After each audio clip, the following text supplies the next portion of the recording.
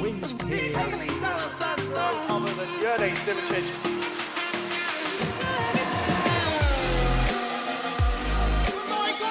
Oh, he's done it! Look at these two go! He's going to do it! His first victory! The World Championship is done. What a race it's been!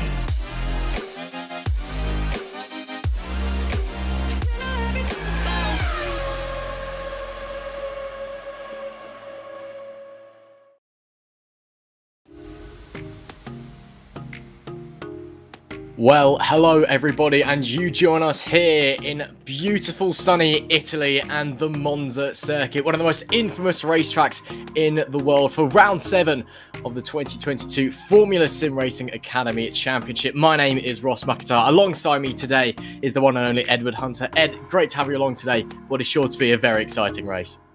Yeah, like you say, the Temple of Speed, Monza, and we always see brilliant high speeds and amazing car control through some of these chicanes. So very much looking forward to seeing the action. But the championship, it's looking like there's one man who's the overall favourite for it as we go along, isn't it, Ross? Oh, absolutely. Zalagianis has been running away with it, to put it politely, so far this season. A 44-point gap back to Giannis Lianos in P2. He is flying away at the front of the championship, but of course, it's Monza. Anything can happen, especially down into turn 1, that infamous right-left chicane, which we all had a little bit of a word about in the driver's briefing, so hopefully no accidents coming in there. 9 laps to look forward to in qualifying. That translates to 3 runs, an out lap, a fast lap, and an in lap for a 32-lap race. A one-stopper should be okay around here. Some drivers may be pulling 2 stoppers just to shake up the strategy, but it should all be pretty similar throughout. But, well, as you were saying, Ed, it seems to be Zalagianis stamping his authority so far this season, as we're now firmly within the second half of the season. After this one, only 3 more rounds left to go, and it's really looking like he's beginning to run away with it. We're just waiting to get underway with our qualifying sessions here at Monza. And, well, speak of the devil, there we are, just cutting across now. You can see a few drivers out on track now. There is Lianos, the man P2 in the championship. Of course, driving for Ground Effect, the team who have been so dominant so far this season in the Academy Championship, of course, here. And, well, heading down towards the Ascari chicane, flying through, as you do, this being an outlap, of course, so there's 8 minutes left to quali, but, of course, there's time for 3 push laps, so you'll be seeing lots of action. Of course, for those new to Formula Sim Racing, you may be wondering where everybody else is. Of course, we run a private qualifying session here in FSR. None of the other cars are out on track in your game. It's a bit of a weird concept to confuse. It's very unique to the simulator of choice here, rFactor 2. You're basically running on your own, but everyone else is out on track, but they're on their own. It's a bit of a weird one, but everyone is out there doing laps. Don't you worry. As we get going for a lap here of the Cathedral of Speed, as I said earlier, Monza, super fast, well over 210 miles an hour down that front straight. The V10 engine banging in your ears while you're hard on the brakes into the first chicane. Don't run too much curb on the exit there. It can actually unsettle the car just a little bit as you get the power on board with Lianos as we head through Curva Grande. Back in the day, this was a fearsome corner. Now it's just turn in, nail the throttle and hope it sticks. Bring it over to the right-hand side for this chicane here. Don't clip that inside sausage curb. Don't clip that inside sausage curb either. And again, don't run out too wide. Now, the Lesmo is very, very tricky corner. You've got to just keep turning in because it tightens and goes on for much longer than you think it does. Very tight lap so far by Leonos. Now, Lesmo 2 as well. You used to be able to bang the inside curb back in the day. Nowadays, you have to run out a little bit wider. Now, bringing it back down the back straight. DRS wide open down here into Ascari. You can see on the dashboard over 345 kilometers an hour down there through Ascari. Run that inside curb just a little bit and then run it out onto the exit again, not too wide. There used to be loads of tarmac there, now it's gravel, so it does punish if you run out wide. Bring it down this back stretch and into Parabolica, the final corner. Keep it turned in, hope the front end sticks. Now just plant the throttle, drive it to the line and cut across to the inside for the shortest one. Zalagianis with the time to beat a 1:19.948. And Lianos goes, there you go, a 1:19.840. So provisional pole so far from Giovanni Lianos. Stops on track and escapes back to the pit lane. So some competitive laps has been set already, Ed. And well, maybe Zalagianis has a bit more work to do than he anticipated. Yeah, first blood to Lianos then. And we've only seen him beat Zalagianis in one of the, I think, pretty much only at Suzuka. Was the only race I can think of where Lianos won, of course, after getting pole position. But Zalagianis, of course, I think has got 3 or 4 wins to his name so far this season. As we see Istvan Single in the third ground effect machine. So, lap time good enough to go 5th fastest, just behind the 2 valets of Peter Vagapov and Stavros Musadis. And there is Vagapov, who last time when I was commentating at Spa, he got on pole position and then crashed out up the top of Eau Rouge and Radion in a very dramatic fashion. So he'll be hoping a repeat of the pole position, I think, but not a repeat of that crash, because basically it all went horribly wrong for Valet thereafter, really, in that race. Yeah, Valet, they've been around for a long time now. I believe it was their 5th anniversary only a couple months ago, actually, as an organisation. And they've been around the rFactor 2 block a fair bit. And, recently, the whole time seems to be falling their way. They're always kind of there or thereabouts, but never quite on top. But they are a very, very solid team, and I know that they'll be back to their winning ways here. And I'm sure it won't be long before they go. But Peter Vagapov, currently P3, believe this is an in-lap as he heads back to pits. So, no, apologies, that's an out-lap, actually. I've just been told in my ear. So he's getting ready to go around for another push. See if he can chop away at that 1.5 gap between himself and Lianos. As we just get ready. Vagapov, of course, as you said, Ed, he's had some good results this season. He's had some not so good results this season. But of course, Zalagianis, the driver in second place, we've said it again and again already. He's been the driver dominating 44 points so far this season. The only driver with multiple wins, taking his 3rd win last time out at Spa. Lianos in second place, 44 points adrift. With only 1 win at Japan. And Liam Howard in 3rd place. He's 4 points adrift to Lianos. He hasn't actually taken a victory so far this season. As we get a little bit Vagapov had a bit of trouble turning that one into the very end, Ross. Yeah, just a little bit of trouble there for Peter Vagapov. That's not the way you want to be starting off your lap down here at Monza. But of course, lots of straight lines, so maybe you'll be able to bring it back as we come into this first chicane. The De La Roger chicane. But it is still, it's still a green first sector, so it's still a personal best first sector. So you know what, Peter Vagapov, he's clearly hasn't worked out that badly for him. Oh, but Lianos is going faster though on his lap. He's already gone purple in the first sector on his 2nd flying run. So let's see who can get sectors 2 and 3 right. But of course, it's going to be a long run. It's all so crucial to get the breaking point here as we go into Ascari. And Vagapov just about gets it hooked in. And yeah, there we go. Purple for him now in the 2nd sector. So the game has been set, hasn't it, Ross? Here we go. Just 1 corner to go. Exactly. That was really clean through Ascari by Peter Vagapov. Not fast enough in the middle sector for Lianos. A yellow middle sector, a white as it appears on our timing graphics. Not the cleanest out of Ascari though. Brought it in way too sharply, scrubbed off too much speed. Comes to line, does he go to the pole position? Peter Vagapov, yes he does! By 0.4 of a second. What a huge lap for Peter Vagapov. Lianos is massively, massively down after a mistake in the middle sector. That's a huge, huge lap from Peter Vagapov. Wow! That is a statement of authority there. And he had to have a second go turning in at the first corner, so that shows he could even go a little bit faster if he could maybe just hook that bit up. But impressive lap for sure. Certainly the Valet have got a really strong setup on that car. Absolutely. As we see there, some of the other valet drivers coming around as well. Whole host of valet drivers, whole host of ground effects, of course, here in Academy. You're not limited to a 2-car field. You get many drivers driving for the team. Seems that is a Mazumda coming to the line now. It's 2 green sectors, but a yellow final one. He can only improve 1 place up. Pulls over to cap it into his lap, and there is Guy Sonneveld as well, another Valet eSports driver on his outlap for his final push here. As we keep going around, and there you can see the championship standing so far. Zalagianis beginning to run away.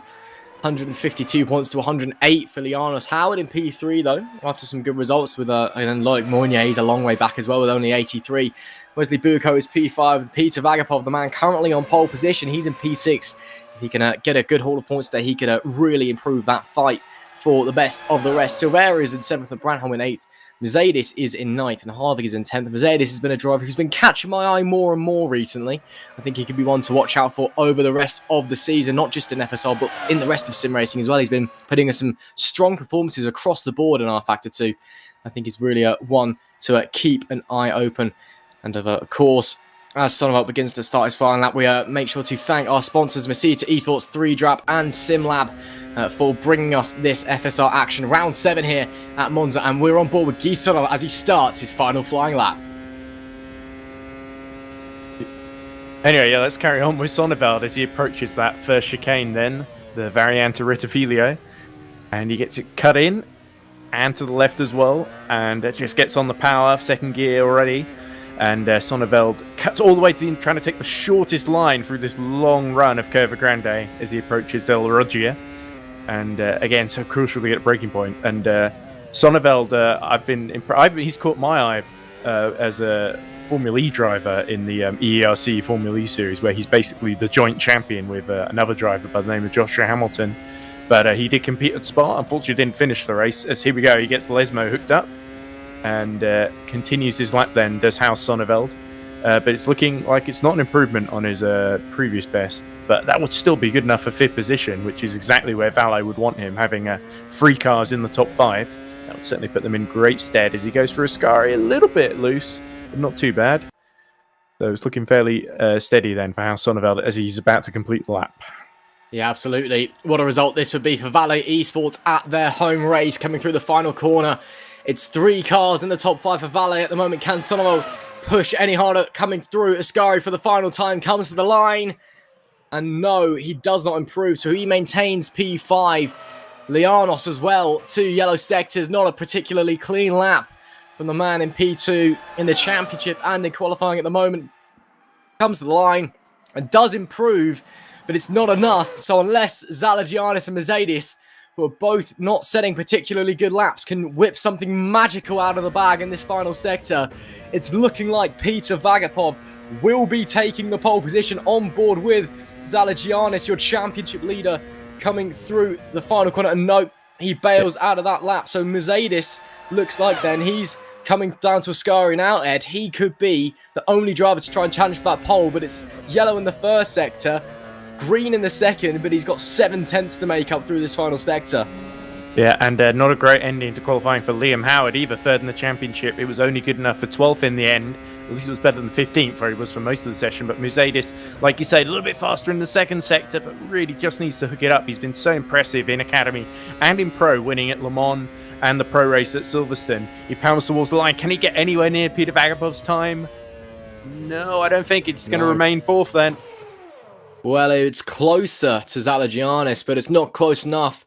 But it will be Peter Vagapov, who was so confident he didn't even head out for a 3rd lap, starting from pole position here for Monza at Valet eSports home race.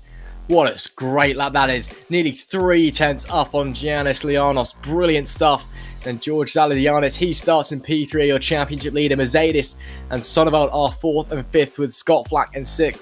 Stan Vlistra is in 7th, with Single in 8th. Silvera is 9th, and Dmitry Zaharov in P10. That is 5 Valet eSports cars in the top 10. Wow, what a performance they've had here. What a great way to kickstart their weekend's worth of racing. Of course, after the Academy race, you've got the Pro and the World Championship races to look forward to here in Formula Sprint Racing. Of course, this is the third tier of the Formula Sim Racing series, so there's plenty more action to look forward to this afternoon after this race has come to its conclusion. 32 laps to look forward to around here at Monza. So it's, yeah, there's plenty to look forward to. Well, I think it's safe to say we cannot wait, but what a lap that was from Peter Vagapov, the number 30 driver for Valet eSports, sticking on pole with a huge run. And then Lianos as well, again, a similar time back to Zalagianis, you know, looking at 0.2 of a second. So those top three, not actually that close. You'd expect to see them a little bit closer. You usually do in sim racing, but those guys a bit of spread out, so that's something to bear in mind. Maybe it could potentially being a change of strategy as we welcome Tobias Blumschein into the commentary box if he's here. Tobias, how you doing? Never mind, we're not welcoming Tobias Blumschein. He is here. I think he is here, but I think he's just having a few technical issues, shall we say.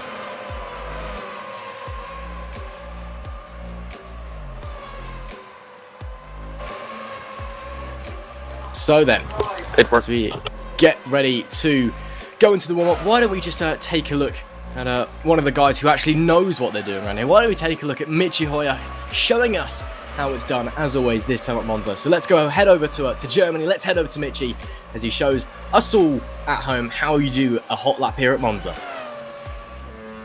Hello everyone and welcome guys to the Formula Sim Racing 2022 Monza Grand Prix. I am delighted to take you around the Parco di Monza here in the Festival of Speed. Once again in the Formula Sim Racing 2022 series, going across the line, DRS wide open about now towards the best ultimate overtaking spot here in Monza. Extremely heavy on the brakes, into first gear even, going around the undercuts as good as you can. On the exit you can make use of the curve for maximum track width, and then long acceleration zone, and again a good overtaking spot into the second chicane. Once again heavy on the brakes, once again going around these anti-cuts, and then we're approaching the Lesmo 1, the third, the fourth gear right-hander, and Lesmo 2, the same thing once again. Both times the exit pretty important, especially here as we're going into the second DRS zone, as you need to carry all the speed throughout the turns, and then to one of the most technical corners in the world, Ascari chicane. You sacrifice the first entry and line up through the second to have a blistering go through the third left king onto the back straight. Once again into seventh gear, into the high speed corner. Was formerly called Parabolica, it's now called something else, I don't know. Anyway, most important, you carry all the speed early on the throttle. So across the line guys, that is one lap here around the Monza circuit.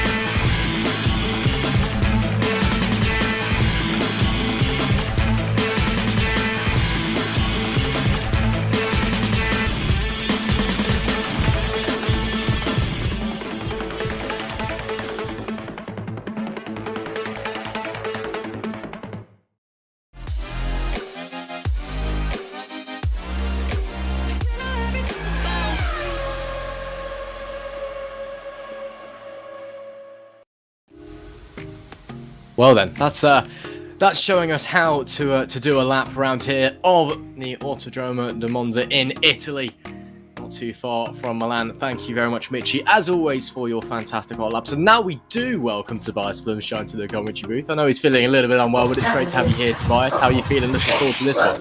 Yeah, good. It's been a while since I've commentated on FSR, so I'm really looking forward to it. It's always a good one, Monza, isn't it? Yeah, absolutely.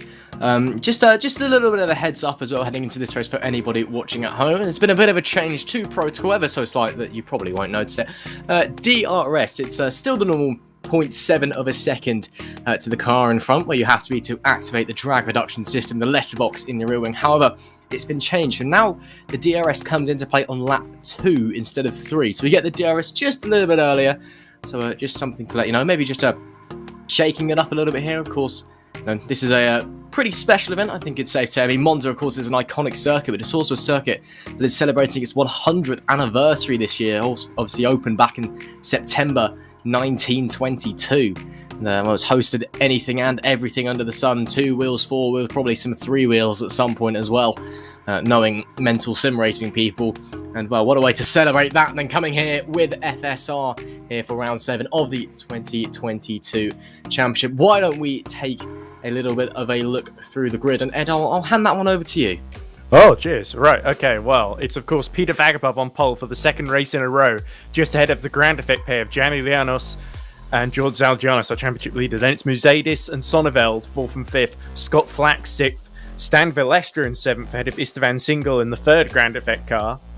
Then, of course, it is Romulo Silvieri in 9th, ahead of Dmitry Zarov, so 2 more valets. Luke Mitchell is 11th for Super Venturi, ahead of Liam Howard, 3rd in the championship. Not a great qualifying for him, down in 12th.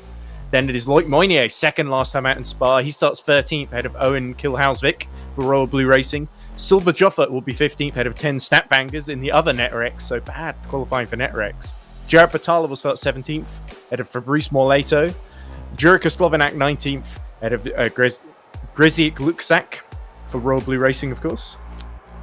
Then is Nando Marsa in 21st, ahead of Perseus Miram in the number 47 Royal Blue car.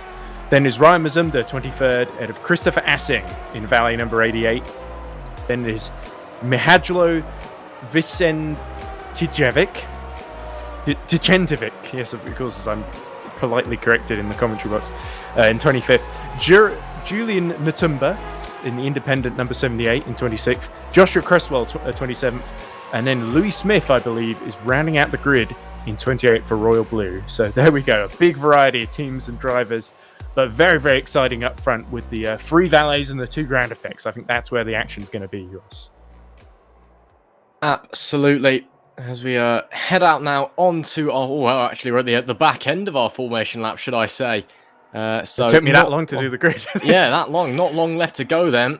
As we come round now to Parabolica. So we've all got ready, actually, while we're away and looking at the grid. So Peter Vagapov then, he's got 1 more corner left to go before he slides into his grid spot and settles in. Tobias, of course, you've done some driving here and there throughout time. What's the emotions running through a driver at this point? You're pulling up to the lights, you're on pole positions. What's going through Vagapov's head right now? Well, I mean, probably fear right now. I mean, you don't want to... there's so many factors that can go on a start. You don't want to get taken out. You want to have a good start. You don't want to lose it. And that's a lot of it. But there's also excitement. It's nervousness. That's what makes a racing driver care. It's that passion, that emotion, which really does drive it. So yeah, no, that's what's going through his head. Oh, look at him, just shuffling slightly into that grid spot, Ross and Tobias. And like you say, I think there will be some fear, but especially after what happened at Spa, where he crashed out while fighting for the lead. Well then, we'll have to wait and see what Vagapov can do as we get ready to go racing here in the FSR Academy. We've been told no crashing into turn 1, please. We'll have to wait and find out, won't we, as we get underway for round 7. It's not a good start from Vagapov as Lianis dives into lead. Oh, it's not a great start at all. He's falling backwards and further backwards down to P5. It's Lianis that leads from Zalagianis in P2, trying to the outside. Is sort of a bit of wheel banging through turn 1. Some of the valet cars coming together. Oh, and Zalagianis is hung out to dry on the exit of turn 2. Cars spinning sideways across here and there as well, but it is Lianos that leads the way from Sonoval. Vagapov just didn't get away well at all. But it's Giannis Lianos that leads the way from Sonoval in P2. Zalagianis in P3. Well, Zalagianis has dropped back behind Vagapov now as well, so Vagapov getting away. Look, those two already breaking away. It's already 1.8 seconds back to Vagapov. What a start. Lianos, Sonoval as well, got away really, really well from 5th on the grid. Vagapov didn't get away well. Zalagianis was hung out to dry on the exit of turn 2. And Lianos is streaking away on those soft tyres out the front. He's already out of DRS range from Sonoval. Yes, but crucially, Zalagianis is on the mediums, of course, as we see Valestra making a move in the VMS Sun Edits car. That's a great move by Valestra on Scott Flack there into Ascari. Absolutely, as he slides through in the VMS Sun Edits. That was a pretty good move, it must be said, but it will be Lianos that leads the first lap. DRS, of course, will be active from lap 2 in this race, not lap 3. So from now, you can get your DRS going as Lianos leads the way, but Sonovo already outside DRS range of the leader. Lianos has bolted away. He wants to close that gap in the championship to Zalagianis. As we see there, Mercedes was having a look on Zalagianis actually into turn 1. I think they might have actually slightly touched as he came back across, but there was certainly a wiggle from the valet driver as they head round Curva Grande. Reports of an accident further back in the track. Yeah, we've got some cars going slowly. Someone there without a rear wing and a cinder block tumbling in the back of your screen there. So some heavy damage for one of the drivers out there. That looks like Valestra. Yeah, it does. Missing the rear wing, and he's crabbing too. Yeah, that's a heavy hit. So something going seriously wrong there, and he's holding up the pack behind as well. They're looking for a way through into the Lesmos, but they cannot find their way through. And, well, let's hopefully get a replay of that incident in a moment so we can see what happened. But, yeah, big incident there. There's a valet missing a front wing, too. Yeah, there is, yeah. Good spot. So, yeah, we got a lot of drama on lap 2 here. Let's see what happens. This is him, Krabby. You can see there the steering wheel tilted to the left. So, heavy damage. This is on board of the number 92 car as they're heading down the main straight. And, looking to the outside, into the Retifilia chicane. Oh, and just smacked from the back. Nothing he could do there.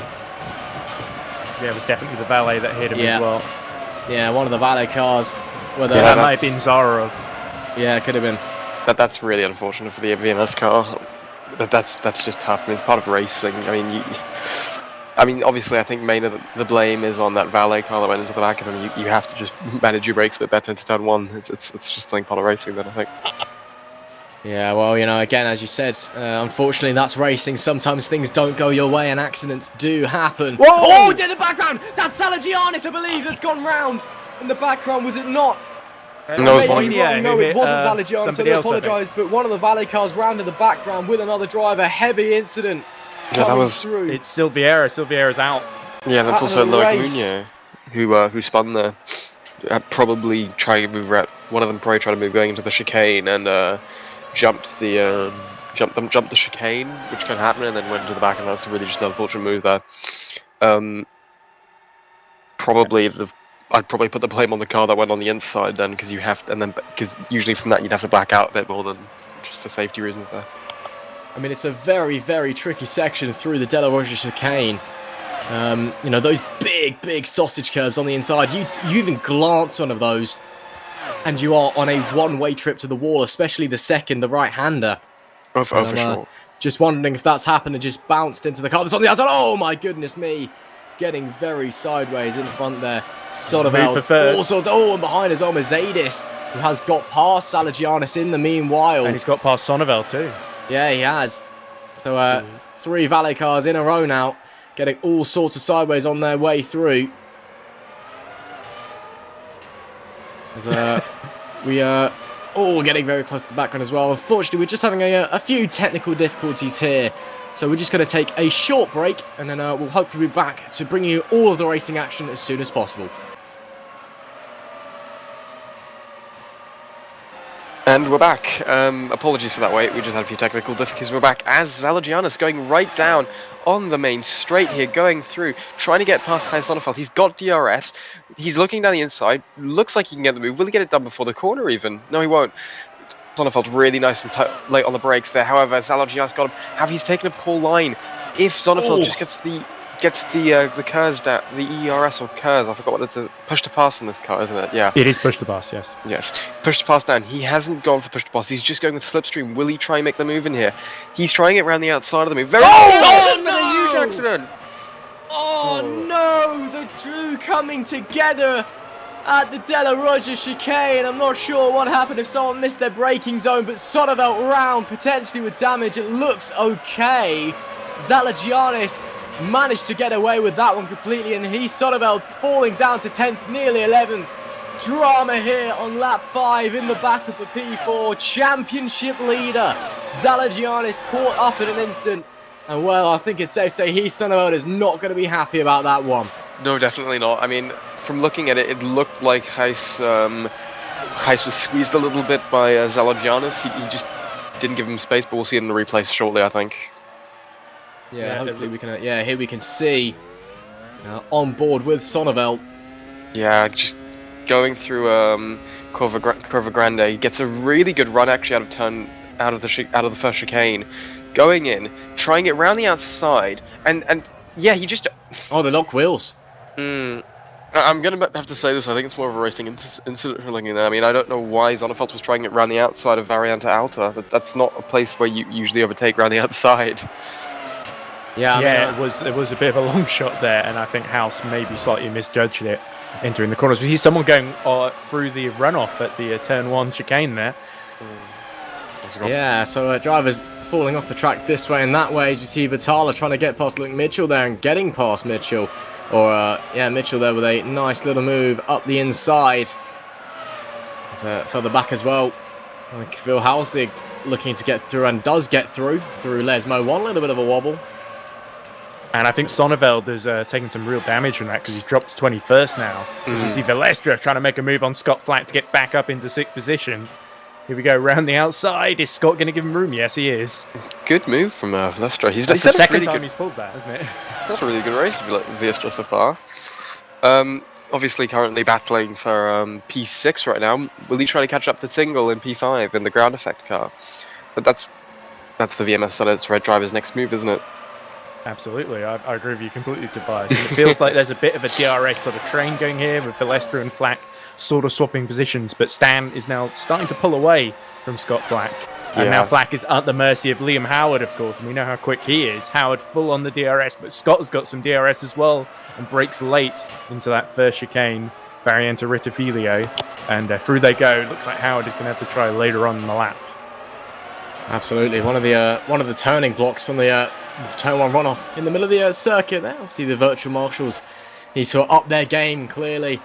I'm just kind of thinking back to the Zalagianis, the Sonneveld incident. I am just wondering maybe if that Zalagianis, if Sonneveld was just in his blind spot, maybe that is a thing as well. Those mirrors don't offer you 360-degree vision, so that could have been what happened there. But it's a shame. We're moving on anyways.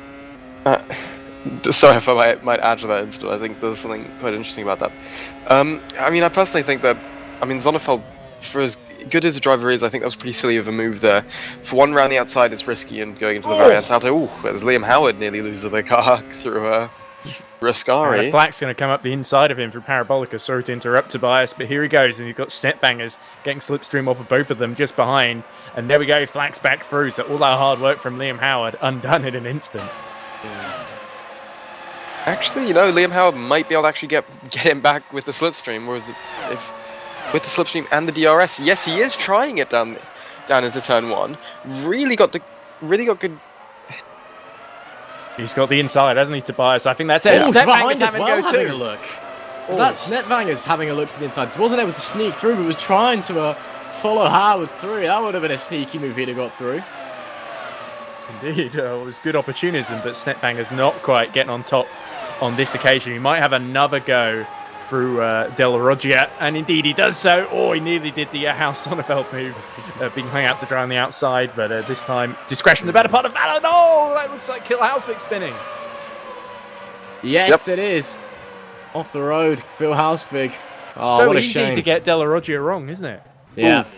It's a very, very unforgiving corner, both in real world and the virtual one. And Phil Hausvik is the latest to be punished. Get it on board, looking for a way through. I think he's gone a bit on the bump too much, actually. I think that's what's happened again. I mean...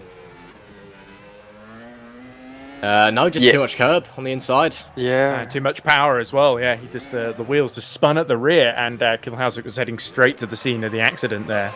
But here we go. We're going to look at Snetbangers having a go at Scott Flack again. Or, no, okay. Yeah, just very easy to do in these cars. Of course, none of those fancy stability controls, none of that. It's all about how steady your right foot is you know, how brave you are, what's your tyre like, and as well on the Phil Haugstug, also on that soft combat tyre, which we're starting to run out. Pit window will shortly be open for them, I believe.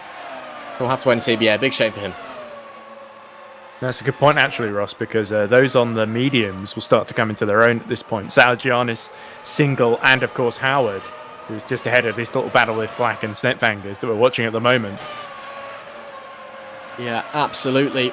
The medium shod runners, of course, a slightly harder compound of Rye. It doesn't provide as much immediate grip, but it can go much further. Its life as a tyre is much longer than the hard compound is even more so. These soft tyres, you know, they are fast, but they run out very quickly. They hit the edge, the cliff, as we like to call it, very, very quickly. On board with Flack, maybe trying to have a go at Howard once again, as he's in the slipstream. Getting up closer to Parabolica, looking to the inside. Does he go for the move? No, decides against it. I think he's going to be trying into turn 1 instead. Yeah, you see visually a difference between the softs and the mediums there, and how much grip Flack has just about in them. The thing is that... There we go. Yeah, this is happening here, isn't it? On the outside, that could be a good advantage with the second apex of Varianta Alta. Does he get it? He gets him before the corner even. Brilliantly done by Scott Flack. And again, really... Snetfangers has a snap at the rear in the first corner as he tries to avoid both of them. You know, Scott Flack played that perfectly. He just got him into the first apex, got him, and then plays the car perfectly so that Liam Howe wouldn't get an exit advantage. But he's really close going into the Variante de la Roja. Just isn't close enough, and Snetfangers might actually be able to get his teammate now, isn't he? Potentially, yeah. It's putting the pressure on, so Netrex will need to decide. But they're both on the medium, so they should be fairly evenly matched. And it feels like they're doing exactly what Zalagianis and Single are doing. They're trying to run a bit longer in the race, give themselves a bit more flexibility of when they go to the soft tyres. But it's basically going to be a one-stop here, isn't it? Almost certainly, given how low tyre wear is at Monza. Yeah, it's predicted one stop, potentially two stop if there's any issues or you know, maybe some strategy variations. But here in Academy, most likely to see a one-stop race. But we'll have to wait and see. But yeah, I'm sure that Snetvanger's currently on the phone, on the radio to the team right now. They're going, let me through, come on, I've got the pace, I'm faster than Howard. But no team orders, it would seem, unless Howard makes things very easy. They've both got the DRS coming down the front stretch. Apologies, Howard doesn't actually have the DRS, and Snetvanger's not quite close enough this time by. But he's drawing closer. He's definitely got the pace advantage at the moment. And obviously, I'm sure the team wants to avoid this turning into a battle, as we've got some drama in the background. The cars going straight on down at turn 1. But Snetvanger's just pushing ever so slightly harder and harder. Meanwhile, further at the front, it's still Lianis leading from Vagapov from Mercedes. But those front two, they've really started to bolt away, haven't they? It's 1.5 seconds back from Lianis to Vagapov, and then it's nearly 5 seconds back to Mercedes and P3. So those front two, as you see there, Vitala on Snetvanger's getting very sideways. You don't see a pass through Lesmo too often, do you guys? Well, I mean, that's not the most orthodox way of pulling off an overtake, but it's certainly an impressive way to do it. What a move there by Vitala, moves up into P9. Yeah, very a bit of an unforced error there by Snetvanger's, put him into the clutches of Batala, and Gerard didn't really need a second invitation there, but I so thought he was going to spin into the wall on the exit on the inside there, Lesmo too. Yes, Snetvanger seems to have lost a lot of pace. It might be those mediums. They might not be as good as the softs at the circuit, because the softs are still working really well. The mediums just look a little bit cold right now, like they're not being able to get temperature into them, meaning that they're quite sluggish through the corners, and I think that's why a lot of the soft runners, such as Flack, Lianos, Vagapov, are actually pulling away from all the other cars. Like, I just think the mediums are just not able to get heat into them. Potentially, yeah. I mean, I can double check the track temperature for you in a second. I mean, it doesn't look particularly cold there, and it's Italy. It's not the chilliest of countries that we visit. I mean, the thing is that Italy's also. I mean, it's also the track Monza. It's very high speed. That is true, yeah. The only real corner that can really punish the cut. You only got like maybe. Well, you've only got one proper high speed long corner, which is the Parabolica, and possibly you've got then the Lesmos and Ascari, but that, like I said, half the time the tyres can cool down again, meaning that the tyres lose much less heat, meaning that the soft tyres are much better, I think. But that also means that drivers like Zalagianis and Single up there in P4 and P5 might be very interesting for their second stint, where they have to switch tyres. I think Lianos is in trouble in the league because Vagapov's got to within DRS range. Yeah. He's been closing him in really over these last couple of laps. That horrible start, remember, Vagapov's really been fighting back from that. Got through past all of his teammates, past Zalagianis, and now Lianos is in the firing range. So Vagapov looks very fired up, and there's traffic ahead of the both of them as well. Yeah, it would seem to me that Vagapov, the car, as he clatters the inside sausage curb there. The car, I think, started to come to Vagapov. I think, what we saw in qualifying, that's on a light load, absolutely rapid. Starting with 32 laps worth of fuel in the car, didn't get a good getaway, and was kind of there or thereabouts, but I think now the fuel's starting to drop off. Yes, the tyres are going as well, but the car's getting lighter. It's starting to settle in, find the rhythm. He's starting to settle in the cockpit as well. I think this is now Vagapov just getting into his comfort zone, getting into his groove, and with Lianos finding this traffic as well, he just needs to start applying that pressure. But now the question is, when do you box now? 13 laps into this race, we're not far off halfway distance. They're still on those soft tyres. Here at Monza, the undercut is not actually that powerful because, as Tobias was saying, not many corners here. So you have to wait and see. And there you go, Lianos in. So from the lead, Lianos pits, Vagapov re-inherits. What tyres does the race leader go on to? Of course, fighting for the championship moment, trying to get back in front. And that, I believe, it looks like he's gone into the hard compounded tyres there. Medium, apologies. Yeah, absolutely. So that was basically what we were expecting Ground Effect to do with Lianos then. And he emerges just behind Single and about where Velestra is, isn't he? Oh, he's going to come out alongside, and here's Scott Flack too. There you go then, traffic for Lianos. This is crucial. If Vagapov comes in next lap, he needs to put in a good lap, use that clean air. And if he can get out in front of this traffic, that will make all the difference. This is costing Zalagianis vital time, vital tyre wear in the dirty air. And, well, look at that. Two drivers fighting. And, of course, they're not lap traffic. It's not blue flags. He's just got to get through these guys. And, look, they're costing him time on the corner exit on that worn rubber. He's looking for a way through. Can't find a way through. And, oh, dear, this is prime time for Peter Vagapov to dive into the pits. He'll have his engineer on the radio telling him Lianis is being held up. You need to box now. As he finally is able to get past Velestra, or at least draw alongside him. But he's still got another few cars to go in front as well. Look at that. They're 3 wide with the lap traffic. Lianos gets in front. What is Vagapov do? Surely he's coming into the pits. Yeah, it depends what his strategy is. And he's gone on. Musadis is on push to pass as well. So I think he's continued. He stayed out. They have, Wow. yeah, they've stayed out. So I did think maybe they might just try and do something different if they saw Ground Effect dive in. But we know Lianos is going to be slipstreaming past these guys. He's already on the back of Howard now and pulling out to the left. So I don't think there's too much that the X driver can do here to keep Lianos behind, second and third in the championship. Here we go into the first chicane, and there we go. Howard wisely lets that one go, although he tucks right back in as he does so. I honestly don't understand why Vagapov just didn't pit there. That was a perfect opportunity there. I mean, Lianos has been held up immensely now, and it's cost him a lot now. I mean, that's the thing. I just don't understand it. Well, it could be he's thinking about tyre life later in the race, potentially. Could be. I also think maybe he was gambling on Lianos getting stuck behind even more traffic just to be sure. I mean, he's stuck behind Flack as well now, so he needs to find a way through.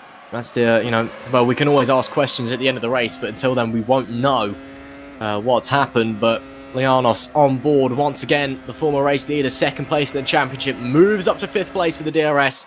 Nice and clean move down the outside into Ascari, and it's done before the braking zone. As easy as you come.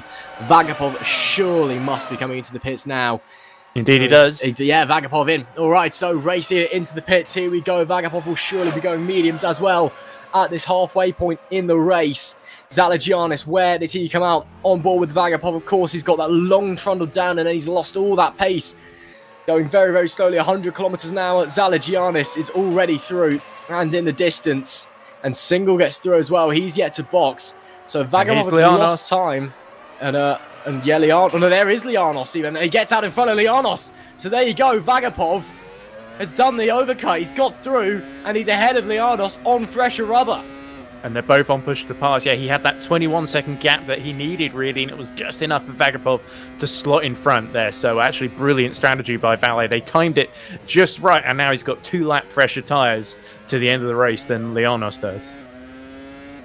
Yeah, great stuff there from Valet eSports at their home race.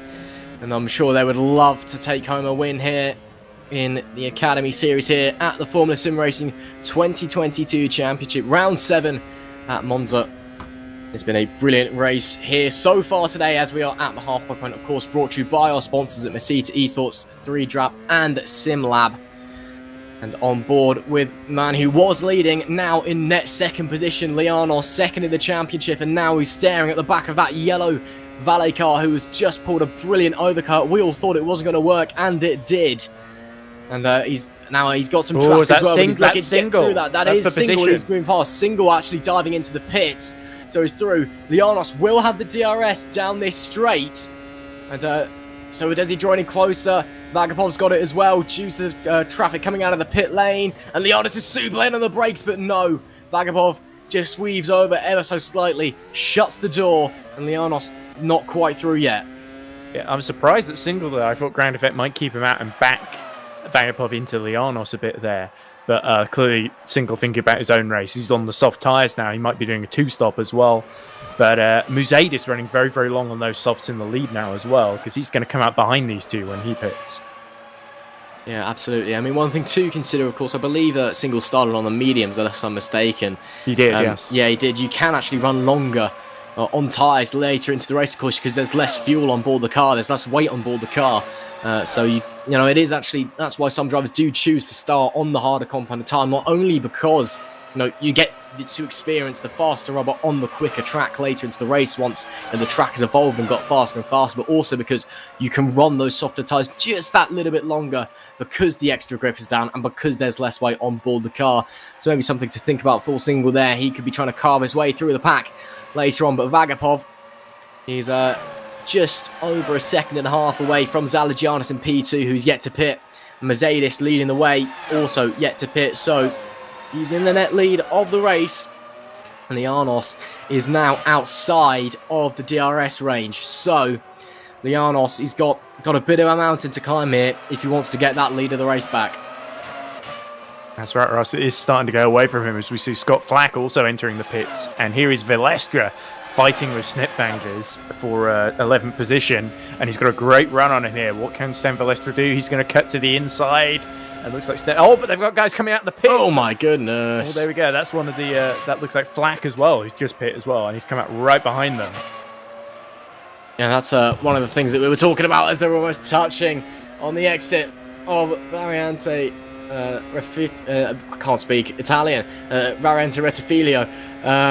Yeah, that's. And here we go. Curve Grande. Side by side. On the inside. Wheel to wheel, Snipvangers looking for the way through, gets the way through. Super nice move on Leistra. That's awesome stuff there from Leistra fighting back, but unable to quite make the move done. But as I was saying, one of the things we were talking about as well, you know, apart from obviously don't crash at turn 1, please, during the kind of the director's briefing at the start of the race. Oh, spin in the background! Is that Batala? Yeah, he's Batala in trouble, and I think he. Oh no, it was someone behind them, isn't it? I think it might be Miriam. Just wanted to interject quickly. Well, Zalogian's pit and Vagapov's got past him on track. Now, I think all that Vagapov needs to do is keep that gap between him and Lianos, and he could win it, actually. Obviously not make a mistake. He's looking really good. He's been very comfortable with the car. I mean, his first stint was by far the quickest. If it wasn't for that mistake at the start, he probably would have been able to break that DRS line, that DRS thing, DRS train as quickly as possible.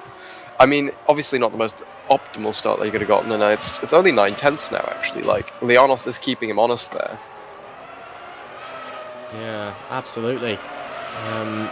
So we'll have to wait and see how this is going to unfold. Of course, only lap 19 of 32 here at Monza. Still plenty of time left to run in this race. And as I was saying before it all kicked off a few moments ago, one of the things we were talking about in the driver's briefing, the director's briefing at the start of the race, apart from obviously they don't crash at turn 1, was also don't crash coming out of the pit lane, please, because the pit lane here at Monza, it just kind of chucks you straight back out onto the circuit, and you got the inside into turn 1 as well. Can lead to chaotic moments like that. And, well, here we can see a bit of a train. Snetvanger's leading Valestra, leading Flack. And behind them as well is that Patala, who's already made up that ground after that spin. So that's very impressive to see. Mercedes coming in the pits now, so Vagapov retakes the lead. And interesting because Zalgianis has come out right behind Luxak on the soft tyres. So it'd be interesting to see where Mercedes emerges, because he might be just in front. He's going to be ahead of Luke Mitchell. Yeah, there we go. So actually, it's really not worked out well for Zalgianis, has it? Yeah, ground effect strategy not going their way today. Valet seemingly determined to win their home event here.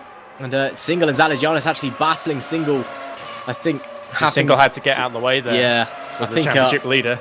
Maybe a bit of team orders going on there as well. I think he started to turn in and then realised that Zalgianis was on his inside, and they thought, maybe I shouldn't crash into him, should I? So good stuff to see they're on board with the number 3 Royal Blue Racing car of Batala on the run into De La Roja chicane. You see, actually, seeing a lot more drivers. Somebody's stationary in the kiddie litter there at De La Roja. Really? There was just a car that stopped. Yeah, it looks. Vicentijevic is 2 laps down, and we've lost Phil Hauksvig as well. He's a lap down as well.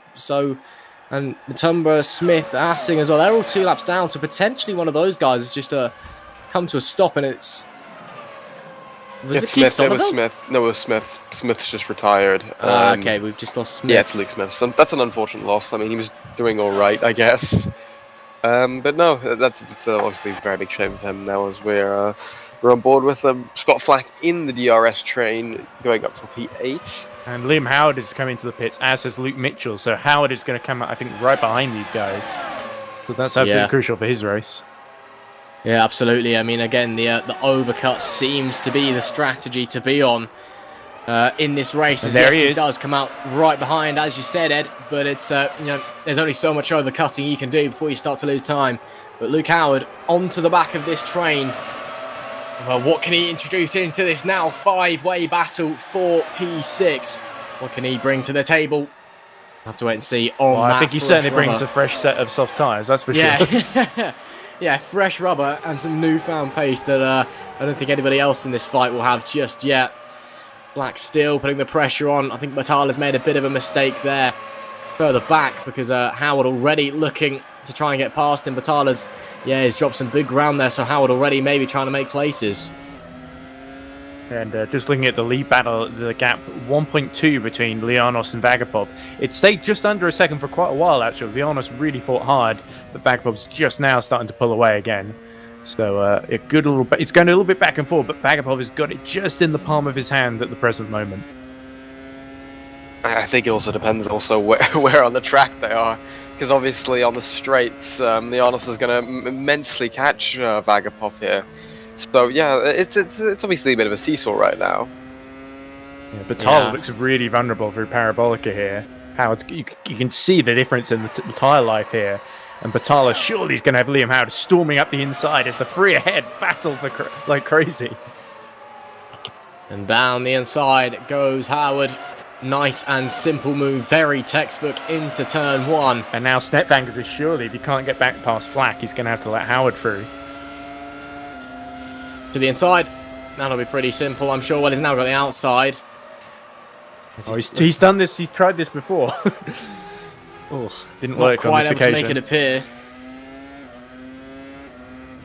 Yeah, there we go. I think Howard's going to be right behind him pretty soon. But this has been a great little battle between Valestra, Flack, Snetvangers and Batala. And now Howard's part of it. It's going to get even more interesting. Yeah, absolutely. So Snetvangers then needs to get the move done if he wants to, Actually, if I was, a smart race manager, which I'm not, as a... off the road! Somebody in the gravel. I think that's a back marker. No, it is a back marker. Apologies there. Getting a bit too overexcited. Thought this battle had changed its shape once again. If I was a smart team manager, which I am in no ways one of those, what I would do here is I'd swap Howard and Snepvangers round, which appears to be what's happening anyway, and let Howard on the fresh rubber, you know, create the gaps and just let Snepvangers follow him through. You know, that's what I'd do, but maybe not, because Howard having a little bit of difficulty going past. No, there we go. Look how early he got the two brakes overtakes. Oh, he loses 2 positions in one corner and actually goes straight over the road. Oh, banging wheels with Batala. Snepvangers, that has gone all sorts of wrong for him. Losing big time over the sausage curbs. And now he's under pressure from Loic Moynier. That's we what can call have the 3 wide moment Max here. Verstappen Oh! line from Snepvangers. My goodness. Oh, no! Oh, into the wall goes Batala. Snepvangers was off the road, then back on it. Batala manages to get going once again. But that looks like it's got some damage, a little bit of crabbing potentially. Oh dear, what a disaster. Let's see this move, because it was a bit of a hectic thing. So we've got Jared Batala. I think Moynier actually pushes Snepvangers off left, then he touches with Batala, comes back on the brakes way too late, touches Moynier, who then goes into Batala. I'm sorry, that one is on Snepvangers for me. Yeah, completely on Batala, Snepvangers. an innocent party in that moment. I mean, Snepvangers just dirty tyres on the brakes there, a little bit of suspension damage judging from the angle of his steering wheel as he got going again. Oh, what a shame for him. Oh, that is a real shame. He's actually just retired from the race as well. Batala was having a great run in his race ends here on lap 24. What a shame as Howard moves up to P7. Yeah, it was a bit ironic because Snepvangers brake too early into Retifilia, then brake way too late into Della Ruggia. So, yeah, it's sort of... I would say maybe the architect of his own downfall in a way there. But a shame that Batala got sent into the wall as well, because that could have been a little bit cleaner. But Moynier, the big beneficiary of that after his own incident at Della Ruggia early in the race, now back up to 9th as Howard now chases Velestra in the VMS car for 6th position. And Howard could get a decent finish out of today. He's probably still being dropped out of the championship hunt given what Lianos Salagianis are going to finish today. But I still think Howard could get some good points out of this. He absolutely could. Currently running P7. And look at the gap. Vagabond Lianos, 10 seconds now. Wow. So Lianos has dropped away somewhere. He's pushing. And Musadis has got pretty fresh tyres too, so he's going to challenge Lianos. It could be a 1-2 for Valet at the end of this. Yeah, it could be. I mean, of course, you know, it's not over till the checkered flag waves and the fat lady sings, but, you know, Lianos has either made a mistake or the Valet guys have just absolutely turned up the wick and are just in another dimension right now, because that's what it seems like at the moment. Lianos, there he is in P2. Yeah, I'm more inclined to believe he went off the road somewhere, Ross. But yeah, let's replay. Yeah, maybe coming through Curva Grande and into Della Rocha chicane. This would be the Achilles heel for many drivers today. Yeah, Here we go. On the brakes just a little bit too late. Misses the first turn. Slightly wide. Oh no, he drops it. It was a spin. Once he dropped it on again, the exit curb, didn't a he? driver on the exit. Too much curb on the exit and on the entry as well. And just putting the throttle down, car's unsettled, and round it goes. That's not going to do tyres any favours either. No, and yeah, I mean that's a strange mistake as well for a driver of Lianos' caliber. You know, second in the championship. That's not the kind of mistake I'd expect him to be making. Luckily, you know, it's so late into the race that it's not going to cause him too much harm. He's only dropped, you know, 10 seconds, still in P2, though currently looking like he's out of the contention for the win. Yeah, that's a very strange mistake to be coming from a driver, you know, such as himself. Interesting phrase there was only 10 seconds. But any race driver, I mean, it could be 10 more, seconds feels like a more lifetime. than 10 seconds, you know. That's a stop and go penalty. It depends on what discipline it is, because 10 seconds in an endurance race is not the biggest deal. No, but in a 32-lap race at Monza, 10 seconds can make a big difference. Yeah. He's still Yes, P2. Oh, yeah. Here we hello. go, more action. Flack is now caught up to Velestra after Howard's got through, and he wants a piece of the VMS car as well. So here we go. He's coming from a little bit further back, though, down the main straight, and they're both getting DRS from the car ahead. Well, I'm not sure Flack's going to be able to dive it up the inside. Let's see what the Super Venturi driver does. No, he tucks in and thinks better of it. So there we go. Scott Flack will have to wait again. Oh, he gets on the power too early on the exit of the Rettifilio. He was trying to be smart there. He was trying to take a really wide line through the left to get him a lot of momentum through Curva Grande, but he overcooked it, got on the throttle too early and lost the rear, so almost outsmarted himself, it would seem. So Flack going to have to hold on to P8 for the moment, with only a handful of laps left on the clock. It is currently Peter Vagapov, your pole sitter, who after a pretty dismal start, to be brutally honest. Has fought and with an overcut has got his way back into the lead and has been pretty dominant since then.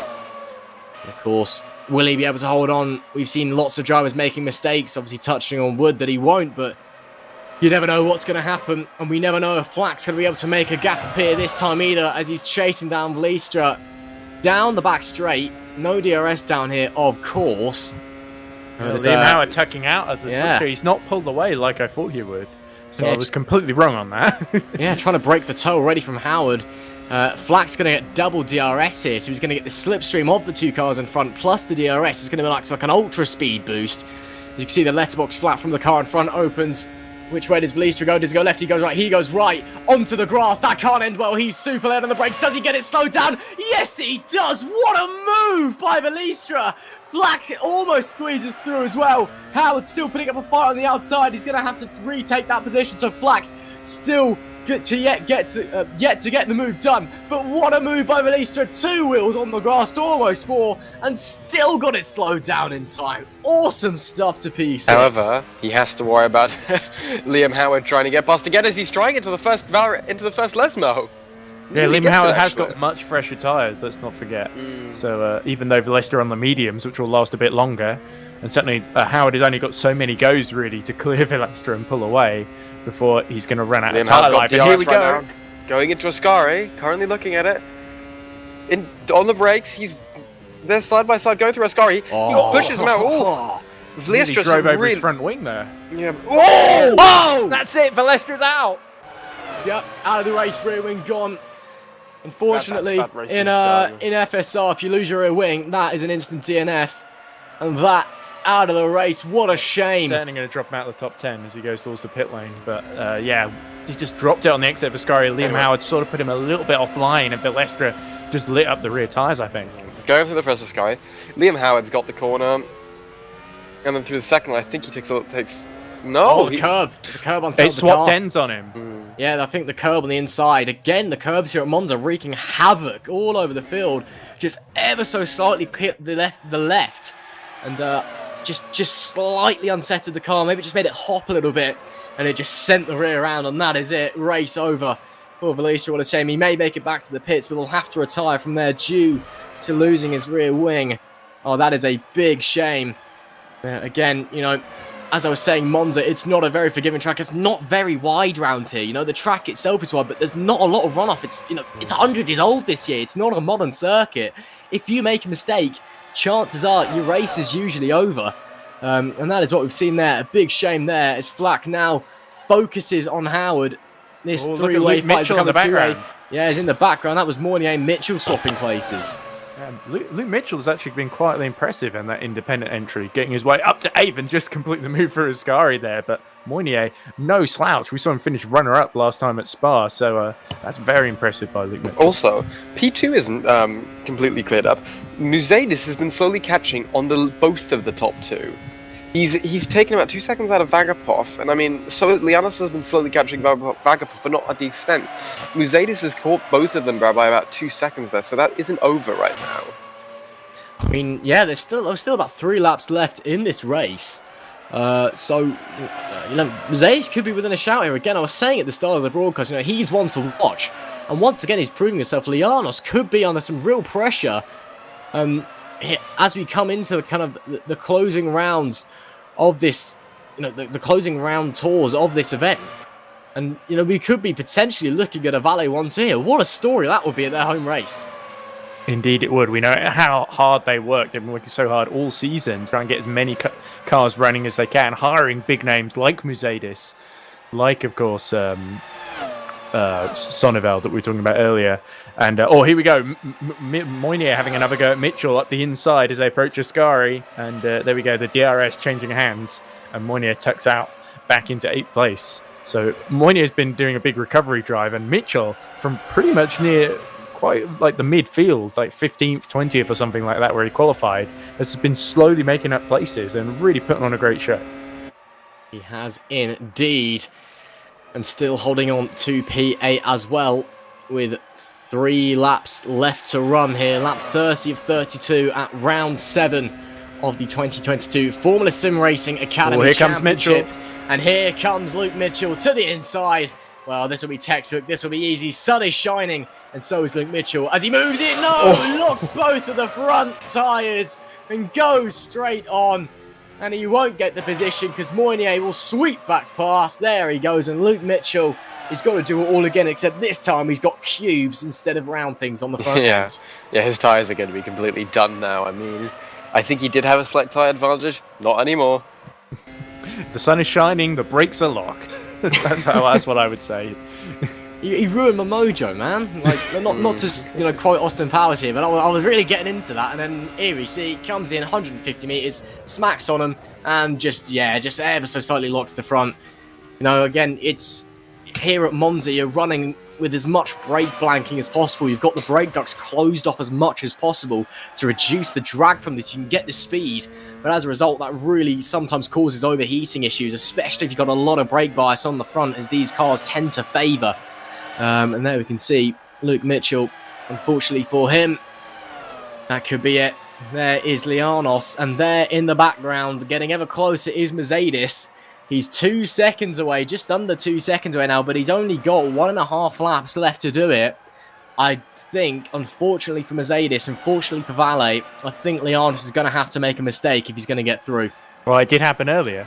It did, to be fair, but, But he'll have learnt from that. Lianos is no fool. And he had a really bad race at Le Mans earlier this season, I remember, where him and I think it was Wesley Bucat were recovering through the field.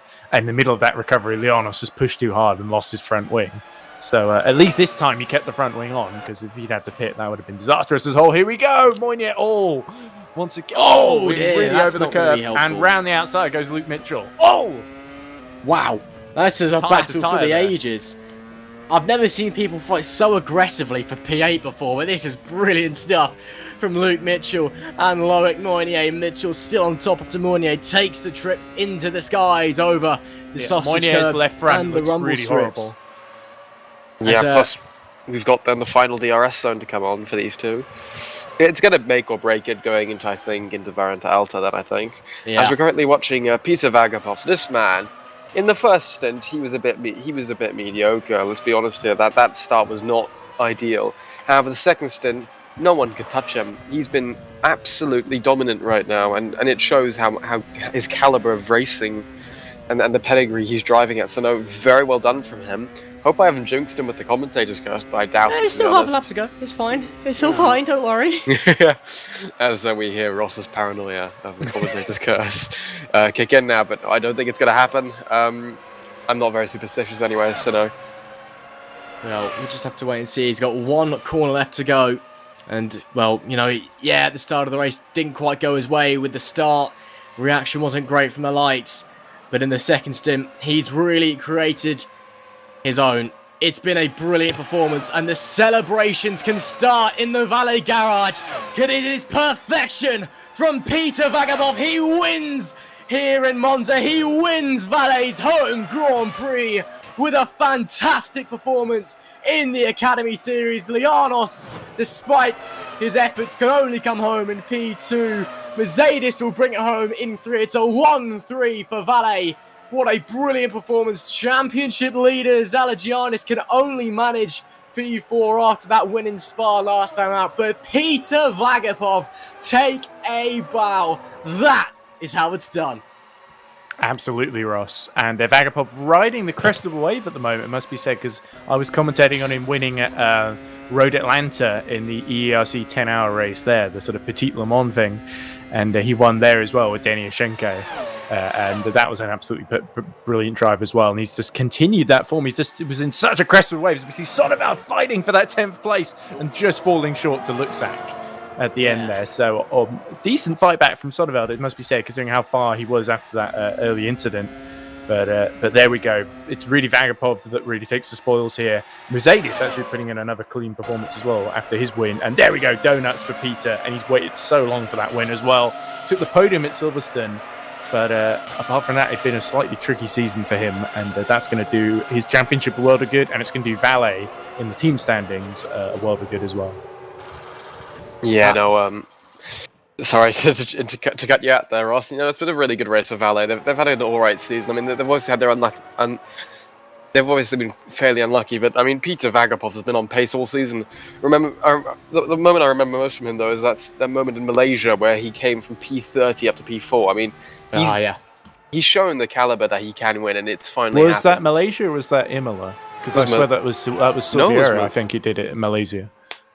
No, Peter I think Peter came from far. I'm pretty sure Peter got taken out. Someone did it somewhere. Okay. He has had one of those races where he went from the back. That's what I remember. I think it was Malaysia. I agree with you. He's had some brilliant recovery drives, Peter Vagapov, that's for sure. Yeah, and then Lianos, I think if it wasn't for that mistake, I think he could have challenged Vagapov quite hard there, because he was quicker at the end of the race, actually. There, he was catching him, so I think that could have been a good race. I think Peter was backing off, though. You never know. He might have lost it. Oh, But I no, think it's just one that got away from Lianos, then. Yeah. There we see it then. Your top 10. Peter Vagapov takes his maiden win here in the FSR ACA Championship. Lianos manages to get into P2 and chips away at first place in the championship. The gap narrowing slightly. Mercedes was in P3 with championship leader Zalagianis only managing 4th. Isfan Single was P5 with Liam Howard in P6. Scott Flack was in P7 with Luke Mitchell, Loic Mournier and Greg Luchak in the Royal Blue 88, rounding out the top 10. Further back, we've got Guy Sonneveld in P11 after that early spin. Snet Bangers managed to hold off a P12 with Slovanac in P13. Perseus Miran was 14, with Leistra managing to come at home in 15th. Mazumdo was 16th, and Joffer Vilhalksi, they were both a lap down in 16th and 17th.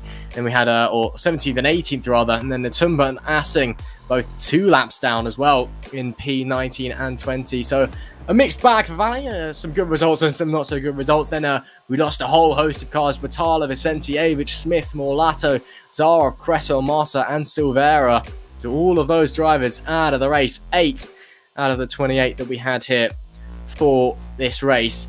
And well, that about caps off what has been a brilliant event, and we'll have to wait and see.